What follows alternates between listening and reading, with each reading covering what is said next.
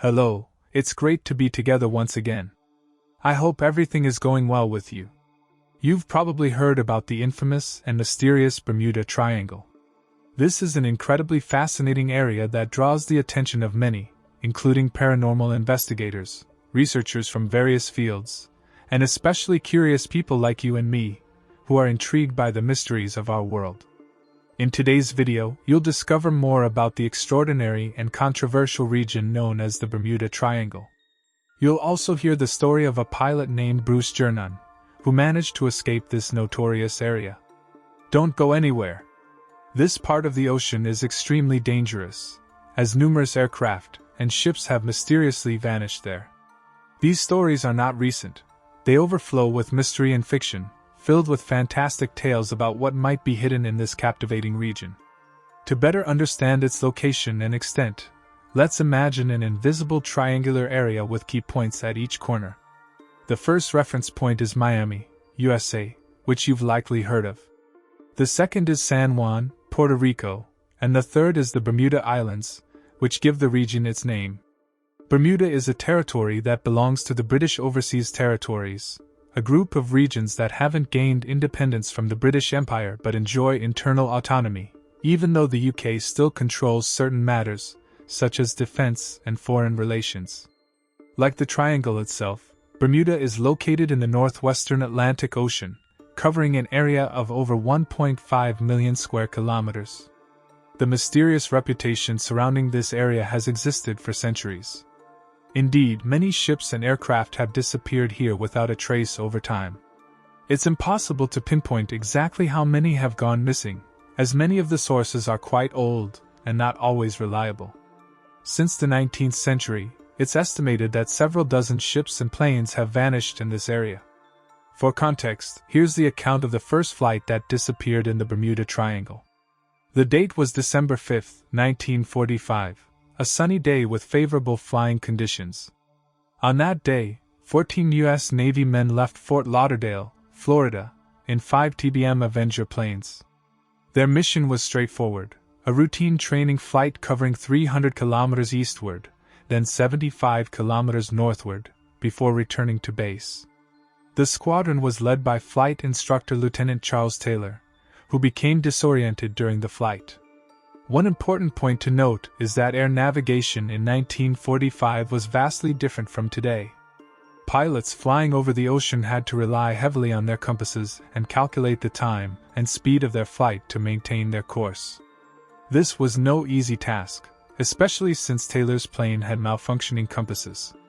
Communication with Fort Lauderdale was still possible, but attempts to guide the squadron back were unsuccessful. Taylor reportedly devised a plan. When the first plane's fuel dropped below 10 gallons, all the planes would land in the ocean to await rescue. However, after that point, Fort Lauderdale lost contact with the men, and they were never seen again, seemingly vanishing without a trace.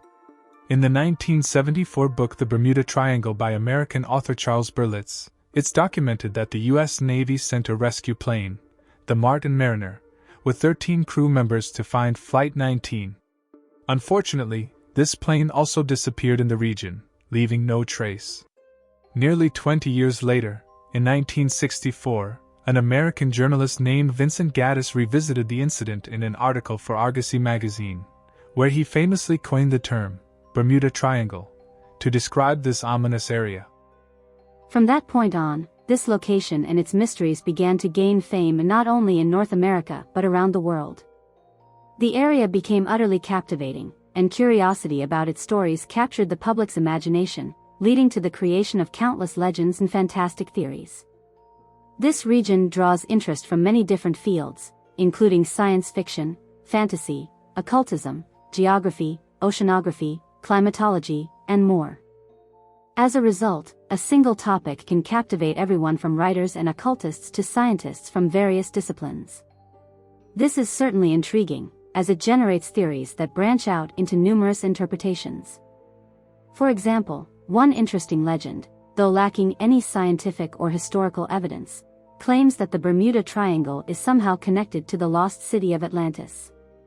The only historical source that mentions Atlantis is Plato, around 400 years before Christ. The Greek philosopher described Atlantis as an immensely powerful civilization that had access to advanced technology and weaponry, far ahead of its time, and was extremely wealthy. Centuries after Plato's account, a popular idea emerged that Atlantis' own advanced power led to its destruction, with the entire island sinking into the ocean. Some people even link this to the disappearances in the Bermuda Triangle. Despite the vast distance between the two locations, who knows, maybe Atlantis ended up there. Another widely supported theory involves giant sea monsters dragging ships and planes into the depths of the ocean in a violent manner. The most common name for this kind of creature is the Kraken. Contrary to popular belief, this creature doesn't originate from Greek mythology but rather from Norse culture. Its name is tied to several languages and can carry dark meanings, like something twisted or evil. Throughout history, sailors and pirates have linked these grim tales to sightings of giant and colossal squids, animals that truly exist. Colossal squids, for instance, are the largest invertebrates on Earth, reaching up to 15 meters in length. Spotting one of these in the open sea, especially in ancient times, must have been a terrifying sight. Theories about the Bermuda Triangle continue to vary widely. Some people even suggest there could be a black hole in the region, though this theory makes little sense. Another popular idea frequently associated with the area is the presence of extraterrestrials. This location is believed by some to be ideal for alien activity, perhaps due to its remoteness or the ease with which they can navigate their spacecraft unnoticed. According to these theories, the disappearances are linked to alien abductions. The reasons behind these alleged abductions vary, ranging from sinister motives like kidnapping humans for study to more benevolent ones. Some believe these alien encounters are actually rescue missions, where extraterrestrials are saving us from an impending disaster. As you can see, the list of theories surrounding the Bermuda Triangle keeps growing, and the ideas become more and more curious. However, the credibility and likelihood of these theories tend to diminish. Now that you have a solid foundation, you can better understand the mystique and cultural significance of this fascinating region. Let's look at the account of a survivor, a pilot who escaped alive from one of the most mysterious regions on the planet. This man's name is Bruce Gernon, and the story took place on December 4, 1970. On that day, Bruce was flying a Beechcraft Bonanza with two passengers, his father and his business partner. The flight took off from Andrews Island in the Bahamas, heading northwest toward the Florida coast. If you check a map now, you'll quickly notice that Bruce and his passengers would be flying straight into the Bermuda Triangle. However, this didn't concern Bruce much, as he had flown this route many times before without any issues. But as you might imagine, if Bruce Gernon's name became famous, it's because the flight that day was anything but smooth. According to Bruce's account, the first strange events began right after takeoff, when the plane was about 1,000 feet in the air, roughly 300 meters. He noticed a cloud that stood out from the others, large enough to capture his attention. The cloud seemed to grow rapidly, but it wasn't just a matter of perspective, the cloud was actually expanding. With no other choice, Bruce flew through it, and to his relief, the passage was uneventful. However, once the plane reached a higher altitude of 11,500 feet, about 3.5 kilometers, Bruce encountered another unusual cloud, this one enormous, completely dark, and frightening. Like before, he had no choice but to fly through it. But inside, Bruce realized something was wrong. This wasn't a rain cloud. By then, Bruce was an experienced pilot, fully aware of what a storm cloud looked like, and he knew what lightning should look like. However, the bright white flashes he saw in this cloud weren't lightning, nor were they sunlight. No light penetrated the cloud. He and his passengers found themselves in pitch darkness, occasionally interrupted by frightening white flashes. Bruce remained in that cloud for about half an hour, which felt like an endless nightmare. But imagine you're in Bruce's shoes, you're the one piloting the plane, responsible for getting everyone to safety. How would you feel? Surely it took all of Bruce's strength and concentration to stay focused. In his entire career, he had never experienced anything like this. His first instinct was to climb higher, hoping to escape the cloud from above. The plane seemed to be flying through the center of what appeared to be a cylindrical cloud formation. But as he tried to gain altitude, the clouds seemed to close in, almost as if it were trying to swallow the plane. Bruce held the controls steady, hoping to get through. Then, inexplicable things started happening.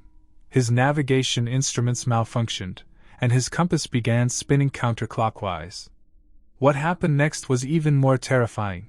According to Bruce, it felt as though the plane was being controlled by something, or someone, other than himself. Despite his efforts, he couldn't regain control of the aircraft. All his instruments had failed. Meanwhile, the cloud's walls seemed to tighten around the plane, spiraling into a vortex. These were the most intense moments of the three men's lives. But then, suddenly, there was light, a light at the end of the tunnel. Finally, they managed to exit the cloud, emerging from what felt like a never-ending nightmare. However, the story doesn't end there. Bruce immediately tried to contact air traffic control after exiting the cloud. What came next was just as shocking as the events inside the cloud. When Bruce contacted the ground, the controller was baffled. Nothing had appeared on their radar. It was as if the plane hadn't existed for a few moments. After a brief delay, the aircraft reappeared on the radar, and the controller informed Bruce that they had arrived in Miami. This information startled Bruce even more than what he had just gone through. Having flown this route many times, Bruce knew that Miami was around 400 kilometers away, a flight that normally took about 90 minutes. But only 47 minutes had passed since takeoff. At first, Bruce thought it was a mistake by the air traffic controller. But when the clouds cleared, he could see for himself. They were indeed in Miami. Bruce and his passengers landed safely. Once on the ground, Bruce checked the fuel and recalculated everything. The conclusion he reached didn't make any sense. The only explanation he could come up with was that his plane had somehow jumped nearly half the distance. He later consulted professors and experts, but none could provide a clear explanation for what had happened that day. Bruce could only connect the supposed leap to the strange cloud they had passed through. He eventually named it the electronic fog. Over time, his story gained widespread attention, especially after he wrote a book about the experience. Various different theories have emerged regarding Bruce's experience. Some people speculate that dark energy, a hypothetical concept describing a force that acts as negative pressure driving the expansion of the universe, might be responsible for this time jump. According to this theory, dark energy could have warped spacetime in a manner similar to a black hole, forming the strange tunnel that Bruce's plane may have accidentally entered. The theory suggests that Bruce flew into this spacetime distortion and, by sheer luck, managed to escape, which explains how he reached Miami so quickly. However, it's important to note that this theory holds little scientific credibility. Dark energy itself remains a largely theoretical concept. Other explanations have been proposed, many of which are grounded in science. For instance, there may be an explanation for the electrical malfunctions Bruce's plane experienced. Records show that 84 sunspots were observed that day, along with a large solar wind traveling at nearly 700 kilometers per second. This phenomenon could be responsible for the equipment failure on Bruce's plane and might even support the idea of the electronic fog he described. As for the strange cloud Bruce encountered, it could simply have been a thunderstorm or the result of two colliding air masses. Despite these explanations, none fully account for how Bruce and his companions reached Miami so quickly. It was impossible for an aircraft of that model to cover the distance in such a short time, leaving part of the story unexplained. The Bermuda Triangle is full of fascinating and curious stories like this. Despite the mystery surrounding the area, there are scientifically grounded explanations that could solve some of these puzzles. For example, many of the accidents and disappearances may be attributed to pilot errors, miscalculations, or equipment failures, especially when we consider the region's weather conditions. Typhoons, hurricanes, and massive storms that produce waves hundreds of feet high could easily be responsible for sinking large ships and crashing aircraft. Other more recent explanations for disasters in the Bermuda Triangle include blue holes and methane explosions. Blue holes are ancient, giant sinkholes at the bottom of the ocean, vertical caves that create powerful currents capable of dragging large ships off course. Methane explosions are another hypothesis gaining traction. Craters similar to blue holes may contain vast amounts of methane gas, and the heat from the tropical waters or passing ships could trigger massive explosions, creating intense currents or even destroying ships entirely. While there are many scientific theories and fantastic speculations, the mystery of the Bermuda Triangle, including Bruce's case, remains unsolved. What do you think about Bruce's experience?